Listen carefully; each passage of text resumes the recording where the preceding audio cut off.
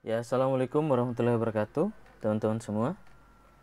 Pada kesempatan ini, kita akan mempelajari tentang pengertian dan tujuan strategi belajar mengajar. Nah, dalam topik ini atau judul ini, di dalamnya kita nantinya akan melihat atau membahas atau mengkaji hakikat belajar mengajar dan juga hakikat pembelajaran. Nah, di dalam hakikat belajar mengajar ada 3 pembahasan lagi, yaitu pengertian strategi, strategi pengajaran, dan juga pengertian belajar. Yang pertama kita masuk pada hakikat belajar mengajar. Sesungguhnya belajar adalah ciri khas manusia sehingga manusia dapat membedakan atau dapat dibedakan dengan binatang. Belajar dilakukan manusia seumur hidupnya, kapan saja dan di mana saja, baik di sekolah, kelas, jalanan, dan dalam waktu yang tidak ditentukan sebelumnya. Sekalipun demikian, belajar dilakukan manusia senantiasa oleh iktikat dan maksud tertentu. Belajar terjadi ketika ada interaksi antara individu dan lingkungan, baik lingkungan fisik maupun lingkungan sosial. Lingkungan fisik adalah buku, alat peraga, dan alam sekitar. Adapun lingkungan pembelajaran adalah lingkungan yang merangsang dan menantang siswa untuk belajar. Skinner berpandangan bahwa pada saat orang belajar, responnya menjadi kuat. Apabila ia tidak belajar, responnya menurun. Dalam belajar ditemukan terdapat 3 faktor, yaitu kesempatan terjadinya peristiwa yang menimbulkan respon belajar, terus kemudian respon pembelajaran, dan yang ketiga adalah konsekuensi yang bersifat menguatkan respon tersebut. Sama halnya dengan belajar, mengajar pun pada hakikatnya merupakan suatu proses, yaitu proses mengatur dan mengorganisasikan lingkungan yang ada di sekitar siswa sehingga dapat menumbuhkan dan mendorong siswa melakukan proses belajar. Pada tahap berikutnya, mengajar adalah proses memberikan bimbingan atau bantuan kepada siswa dalam melakukan proses belajar. Apabila hakikat belajar adalah perubahan, hakikat belajar mengajar adalah proses pengaturan yang dilakukan oleh guru. Ingat teman-teman, apabila hakikat belajar adalah perubahan, hakikat belajar mengajar adalah proses pengaturan yang dilakukan oleh guru.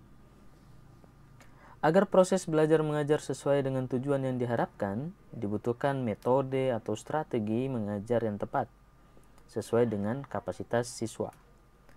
Nah, pertama, kita masuk pada pengertian strategi. Secara umum, strategi dapat diartikan sebagai suatu upaya yang dilakukan oleh seorang atau organisasi untuk sampai pada tujuan. Nah, dalam Kamus Besar Bahasa Indonesia, strategi adalah rencana yang cermat mengenai kegiatan untuk mencapai sasaran khusus atau sasaran yang diinginkan. Nah, Johnny pada tahun 1983 berpendapat bahwa yang dimaksud strategi adalah suatu prosedur yang digunakan untuk memberikan suasana konduktif kepada siswa dalam rangka mencapai tujuan pembelajaran. Nah, adapun ciri-ciri strategi. Ciri-ciri strategi ini menurut Stoner dan Sirait pada tahun 1996 itu diantaranya wawasan waktu. Wawasan waktu ini meliputi cakrawala waktu yang jauh ke depan, yaitu waktu yang diperlukan untuk melaksanakan kegiatan tersebut dan waktu yang diperlukan untuk mengamati dampaknya. Terus kemudian yang berikut adalah dampak. Yang dimaksudkan dampak itu walaupun hasil akhir dengan mengikuti strategi tertentu tidak langsung terlihat untuk jangka waktu yang lama, dampak akhir akan sangat berarti. Pemusatan upaya. Sebuah strategi yang efektif biasanya mengharuskan pemusatan kegiatan, upaya, atau perhatian terhadap rentang sasaran yang sempit. Yang berikut adalah pola keputusan. Kebanyakan strategi mensyaratkan bahwa sederetan keputusan tertentu harus diambil sepanjang waktu. Keputusan-keputusan tersebut harus saling menunjang, artinya mengikuti suatu pola yang konsisten.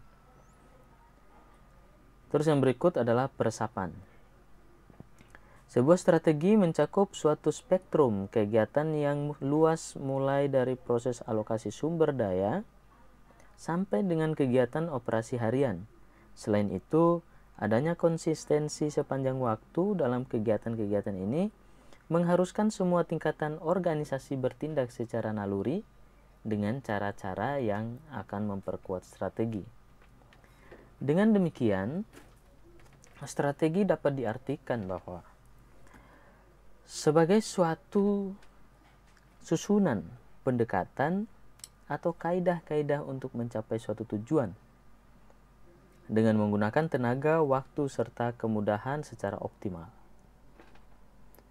Apabila dihubungkan dengan proses belajar mengajar, strategi adalah cara yang dipilih untuk menyampaikan materi pelajaran dalam lingkungan pengajaran tertentu yang meliputi sifat, lingkup, dan urutan kegiatan yang dapat memberikan pengalaman belajar kepada siswa.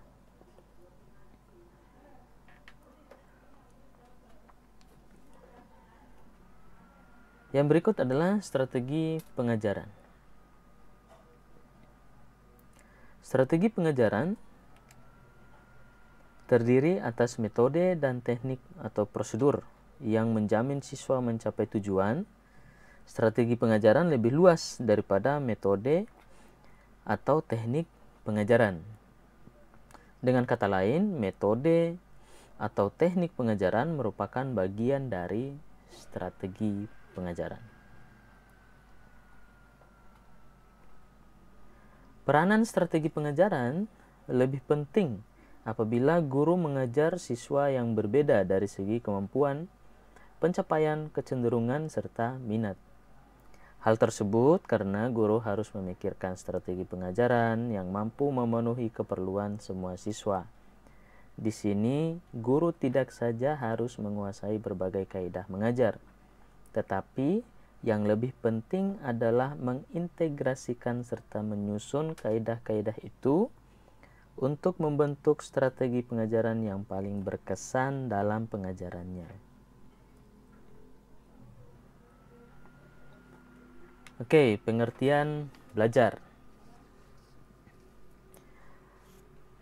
Nah, menurut Slameto 2003, pengertian belajar adalah suatu proses usaha yang dilakukan seseorang untuk memperoleh perubahan tingkah laku yang baru secara keseluruhan sebagai hasil pengalamannya sendiri dalam interaksi dengan lingkungannya.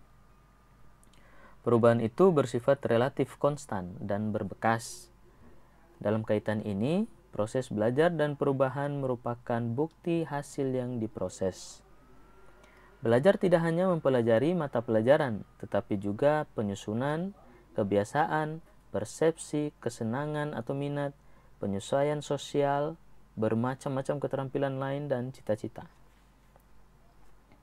Dengan demikian, seseorang dikatakan belajar apabila terjadi perubahan pada dirinya akibat adanya latihan dan pengalaman melalui interaksi dengan lingkungan. Secara psikologi, belajar merupakan suatu proses perubahan, yaitu perubahan tingkah laku sebagai hasil interaksi dengan lingkungannya dalam memenuhi kebutuhan hidupnya.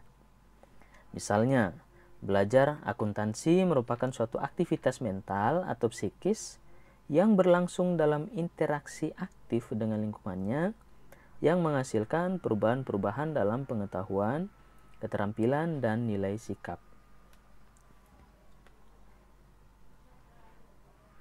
Nah, definisi belajar dari Cronbach memberikan definisi, learning is sound by a change in behavior as a result of experience. Sedangkan Harold Spears memberikan batasan. Itu learning is to observe, to read, to initiate, to try something themselves, to listen, to follow direction. Nah, Geoff mengatakan learning is a change in performance as a result of practice. Nah, yang pertama, Groenberg itu menyinggung tentang belajar adalah memperlihatkan perubahan dalam perilaku sebagai hasil dari pengalaman. Sedangkan Harold, yaitu belajar adalah mengamati, membaca, berinisiasi, mencoba sesuatu sendiri, mendengarkan, mengikuti petunjuk. Nah, sedangkan Geoff, yaitu belajar adalah perubahan dalam penampilan sebagai hasil praktik. Pengertian belajar menurut para ahli. Yang pertama adalah Witherington, belajar merupakan perubahan dalam kepribadian yang dimanifestasikan sebagai pola-pola respons yang baru, berbentuk keterampilan, sikap, kebiasaan, pengetahuan, dan kecakapan. Crow and Crow, belajar adalah upaya pemerolehan kebiasaan-kebiasaan, pengetahuan, dan sikap baru. Hilgard, belajar adalah proses muncul atau berubahnya suatu perilaku karena adanya respons terhadap suatu situasi. Divesta dan Thompson, belajar adalah perubahan perilaku yang relatif menetap sebagai hasil dari pengalaman. Yates dan Berliner, belajar adalah suatu proses perubahan perilaku yang muncul karena pengalaman. Fontana mengemukakan bahwa learning atau belajar mengandung pengertian proses perubahan yang relatif tetap dalam perilaku individu sebagai hasil dari pengalaman. Dan Tursan Hakim mengemukakan bahwa belajar adalah suatu proses perubahan dalam kepribadian manusia, dan perubahan tersebut ditampakkan dalam bentuk peningkatan kualitas dan kuantitas tingkah laku, seperti peningkatan kecakapan, pengetahuan, sikap, kebiasaan, pemahaman, keterampilan, daya pikir, dan lain-lain. Dari berbagai definisi di atas, dapat disimpulkan bahwa belajar merupakan perubahan tingkah laku atau penampilan dengan serangkaian kegiatan, misalnya dengan membaca, mengamati, mendengarkan, meniru, dan sebagainya. Nah, ciri-ciri belajar menurut Darsono tahun 2000, yaitu yang pertama adalah belajar dilakukan dengan sadar dan mempunyai tujuan. Tujuan ini digunakan sebagai arah kegiatan sekaligus tolak ukur keberhasilan belajar. Terus yang kedua adalah belajar merupakan pengalaman sendiri, tidak dapat diwakilkan kepada orang lain, jadi belajar bersifat individual sebenarnya. Nah, yang berikut, belajar merupakan proses interaksi antara individu dan lingkungan. Hal ini berarti individu harus aktif apabila dihadapkan pada lingkungan tertentu. Keaktifan ini dapat terwujud karena individu memiliki berbagai potensi untuk belajar. Dan yang terakhir adalah belajar mengakibatkan terjadinya perubahan pada diri orang yang belajar. Perubahan tersebut bersifat integral, artinya perubahan dalam aspek kognitif, afektif, dan psikomotor yang terpisahkan satu dengan yang lainnya.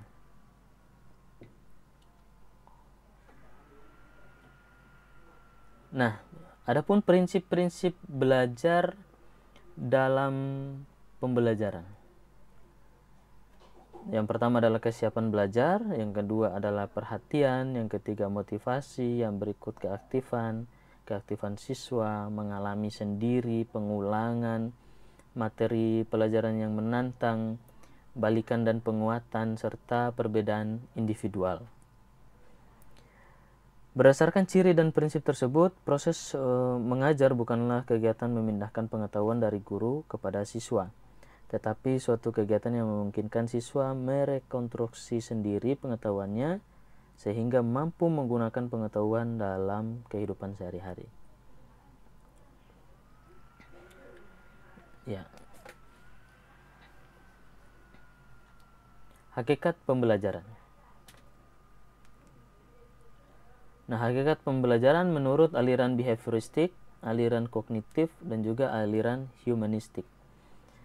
Aliran behavioristik yaitu pembelajaran adalah usaha guru membentuk tingkah laku yang diinginkan dengan menyediakan lingkungan atau stimulus. Aliran kognitif, pembelajaran sebagai cara guru memberikan kesempatan kepada siswa untuk berpikir agar mengenal dan memahami sesuatu yang dipelajari. Terus kemudian pembelajaran aliran humanistik, pembelajaran sebagai memberikan kebebasan kepada siswa untuk memilih bahan pelajaran dan mempelajarinya sesuai dengan minat dan kemampuannya.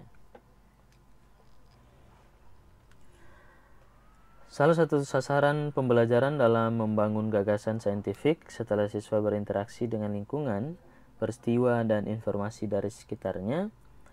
Pada dasarnya, semua siswa memiliki gagasan atau pengetahuan awal yang sudah terbangun dalam wujud skema atau skemata. Dari pengetahuan awal dan pengalaman yang ada, siswa menggunakan informasi yang berasal dari lingkungannya dalam rangka mengonstruksi interpretasi pribadi serta makna-maknanya. Makna dibangun ketika guru memberikan permasalahan yang relevan dengan pengetahuan dan pengalaman yang sudah ada sebelumnya, memberi kesempatan kepada siswa menemukan dan menerapkan idenya sendiri. Untuk membangun makna tersebut, proses belajar mengajar berpusat pada siswa. Nah, kegiatan pembelajaran inquiry atau inquiry diawali dengan eksplorasi konsep, memberikan kesempatan kepada siswa untuk mengemukakan gagasan sesuai dengan pengetahuan awal yang dimiliki mereka gitu, atau yang mereka miliki. Nah, siswa diberi kesempatan untuk mencari sendiri jawaban permasalahan yang diberikan dan hal lainnya yang berkaitan dengan pengamatan dan pengalaman sendiri. Nah, dengan demikian, model pembelajaran inquiry ini diduga dapat meningkatkan potensi intelektual siswa. Dalam pembelajaran inquiry, siswa didorong untuk belajar melalui keterlibatan aktif dengan konsep-konsep dan prinsip. Adapun guru mendorong siswa untuk memiliki pengalaman dan melakukan percobaan atau praktik sehingga mereka dapat menyelesaikan masalah yang dihadapi. Nah, ciri khas pembelajaran inquiry ini adalah membimbing, melatih, dan membiasakan siswa untuk terampil berpikir sebab siswa terlibat secara mental dan fisik. Pelatihan dan pembiasaan siswa untuk terampil berpikir merupakan syarat mutlak untuk mencapai tujuan. Salah satunya adalah tujuan pembelajaran yang lebih besar sehingga hasil belajar pun dapat memuaskan. Oke, thank you teman-teman semua. Itulah tadi materi kita berkaitan dengan pengertian dan tujuan strategi belajar mengajar. Mudah-mudahan teman-teman bisa memahaminya. Mungkin terlalu cepat dalam penjelasannya karena mengejar durasi waktu itu. Oke, demikian dari saya. Saya akhiri. Assalamualaikum warahmatullahi wabarakatuh.